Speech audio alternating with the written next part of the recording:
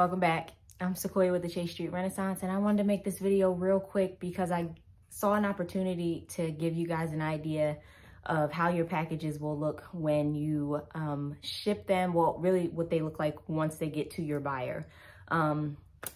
So the scenario is I had someone purchase a candle. I packaged it, wrapped it up, sent it, and I put the address in wrong. I think they live in an apartment and I didn't put the apartment number. So I had everything except for apartment X or, whatever. So I messed up the address. So of course, she reached out to me, said she hadn't gotten her package yet. And I looked up the tracking history, and lo and behold, it said that there was an alert and it was returning to the sender. Me. My bad. So I immediately got her another candle shipped out and just waited. If the candle was actually going to get back to me, great. If not, then that would have been my loss. So I have the package here and I wanted to give you guys an idea. So I right now am in Oklahoma, and this was going to the East Coast. This was going to Jersey. So that's a pretty far distance. So it was one candle, I packaged it up. This is a 5x5x5 box from Uline. And this fits one candle for me, one of my purple candles. It actually will fit any of my candles in there. So it fits my purple candle, which I think she bought something from the purple collection. And I think I always put a sample wax melt in each of my packages. So I'm gonna open it up, show you guys how essentially you're gonna see how my packaging looks. And this is how the box looks from going to Jersey and back again. So I put my company name here. I'm not gonna really show you. I mean, the address is covered up, but some people are weird and know how to like remove filters and all types of other stuff. So I'm just not even gonna go there. The only thing that I saw that was really wrong with it is that there is a little bit of a smash here, as if maybe it was something on top of it that was very heavy. So that got smashed. And then somehow the tape is cut on both sides. I mean, I don't even know how that would happen unless you actually cut it. Even if you picked it up like this, I don't see the tape slice, coming apart on both sides. So that was kind of weird, but overall the package is intact. And you can see that it was scanned, and then there's a return to sender, insufficient address, unable to forward. So that was my bad. Like I said, I did get her another candle shipped out like same day. So I'm gonna open it with something. How about this pen?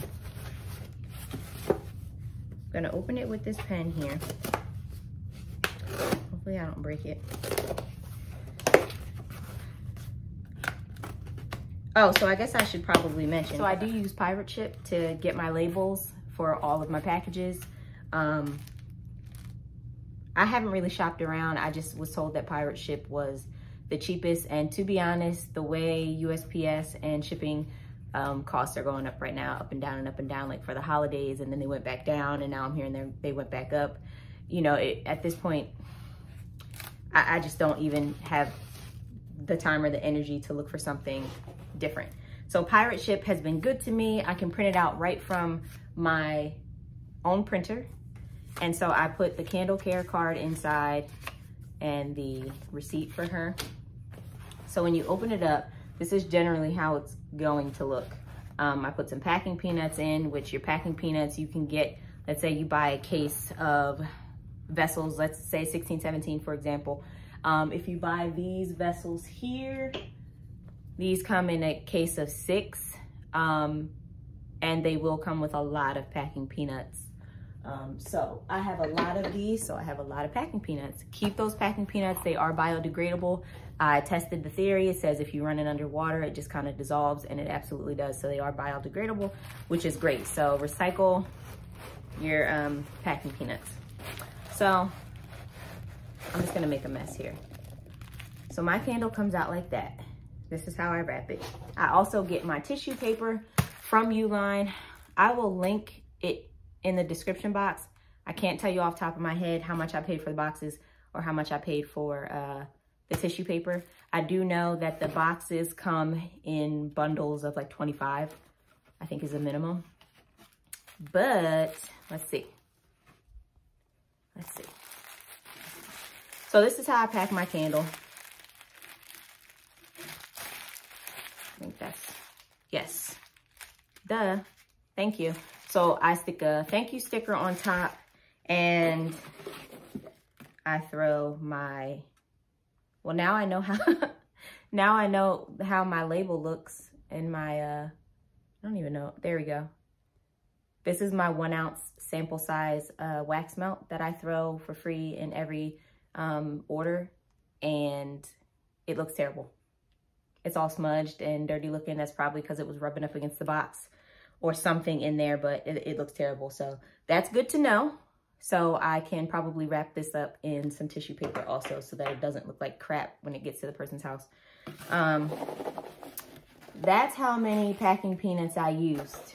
I didn't really use a lot because the way,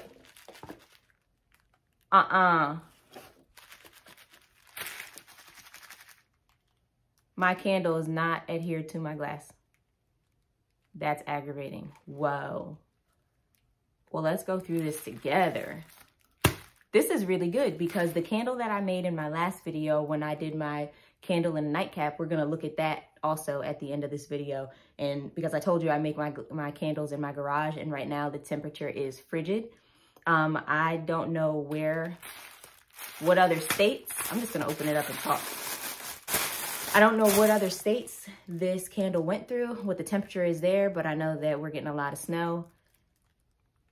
Oh, that makes my stomach hurt because my candle's not adhered to the glass, and it was adhered to the glass when I left. So,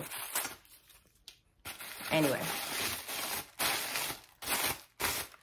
So, I set my candle on the table, and I'll do another video if people are interested in that to show you kind of how I wrap up my candles. But because I use I don't cut the tissue paper, I use 2 pieces. And because I roll it up at the bottom, that offers some extra padding and stability when it goes into the box because it doesn't move around. So let's see.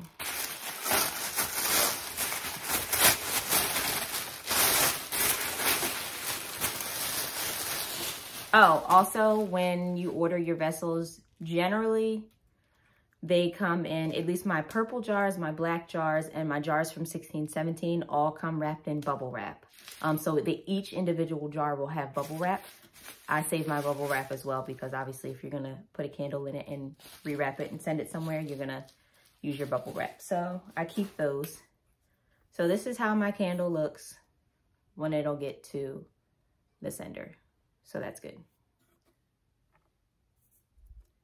It's so strange because like now there's like a little smudge at the bottom of the label, and I know that wasn't there when I packaged it, because if it was, I wouldn't have sent this particular candle. I probably would have just kept this for myself or redone the label.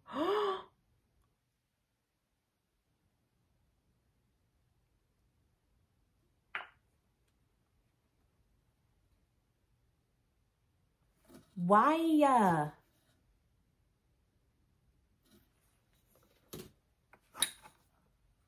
Devastating. My candle is all jacked up and beat up in there. And it's not adhered to the glass. So that makes me feel terrible. So this is what happened. And this is the first time I've seen this. Where are my wicks? My wicks are gone. So essentially what I think happened is I had some shrinkage in the wax. At some point, the jar was upside down. The wax slid down over the wicks. I mean, look.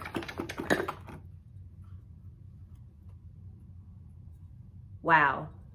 My wicks are still down there, but my wax is, I'm glad this candle came back to me because I would have been sending her a new candle anyway. Wow. And I think it probably is because it got to where it was going and it sat there. It sat there for a while. And there is a lot of snow happening in Jersey right now. My family is from Jersey. I'm from Jersey, so I know that the weather right now is crazy. And I think what happened was the candle probably sat and there was some shrinkage, because I can show you right now. As a matter of fact, let's show you the candle that I made. This is the candle that I made. If you watched A Candle in a Nightcap, this is the candle that I made the other night, and it has been sitting in my garage in the frigid temperatures for, what, 3 days? And I have glass adhesion. It's not shaking around. It's not coming out. There's glass adhesion there. You can see it. There's no wet spots. I don't see any wet spots. You know what? I don't know. I'm confused. It's not rattling around in there. It doesn't look like there's some. Okay. But overall, there's nothing too crazy.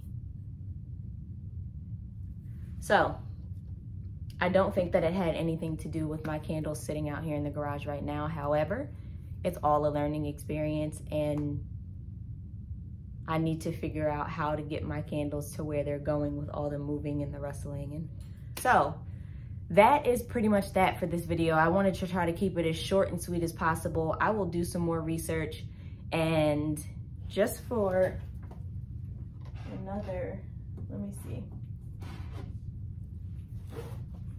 moments of peace. My wicks are intact. They're right there. There's the glass adhesion. There's a,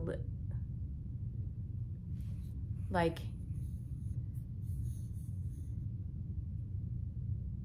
there you go. There you can see it better. Some wet spots there. So I just don't,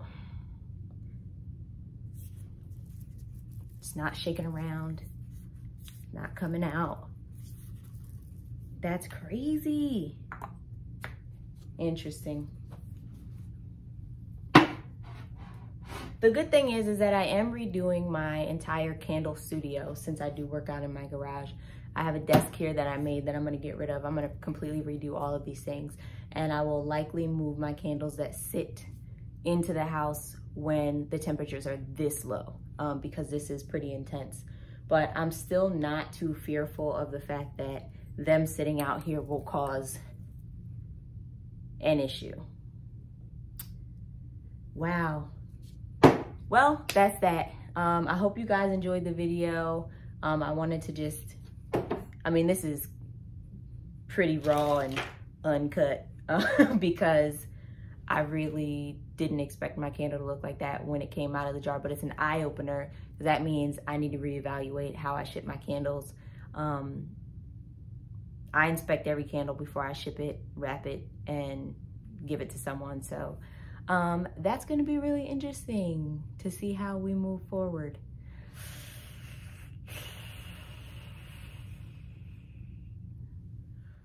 Okay, that's it for that. I hope you guys enjoyed it. Ask me questions. I'm a little bit shocked at the fact that my candle looked like that. Like I said, I still don't feel that it was the fact that it sits outside, because none of my other candles are having those issues. I think if they were gonna have that much shrinkage, it probably would have happened already, because they've been sitting there for longer than it took for that candle to make it from Jersey and back. So with that being said, like, comment, and subscribe, and all of those fun things that every other YouTuber tells you to do. And I will see you in the next video.